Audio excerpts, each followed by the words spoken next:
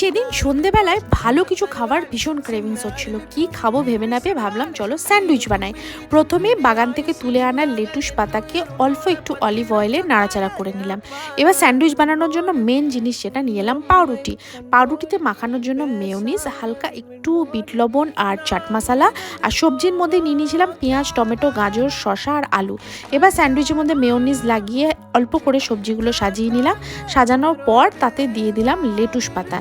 Lettuce পাতার ওপরে আবার হালকা করে দিলাম একটু টমাটার। আলুটাও দিয়েছিলাম, সেটা ক্লিপিংসটা আমি নিতে ভুলে গেছিলাম। লেটুস পাতার মধ্যে আমি দিয়ে দিয়েছিলাম বিট লবণ আর চাট মশলা, আর বাকি যা সবজি ছিল একটু একটু করে সাজিয়ে স্যান্ডউইচটা বানানোর জন্য আমি স্যান্ডউইচ মেকারটাকে বাটার মাখিয়ে রেডি করে নিয়েছি যাতে স্যান্ডউইচটা ছিটিয়ে না যায়। এবারে লো ফ্লেমে আমি স্যান্ডউইচ মেকারটাকে বসিয়ে দিলাম এবং সময় মতন আমি এপিট ওপিট উল্টাতে লাগলাম। আর স্যান্ডউইচও দেখো তৈরি হয়ে গেছে, দেখতেও অসাম লাগছে। আর বাকিটা আমার এক্সপ্রেশনেই বুঝে নাও।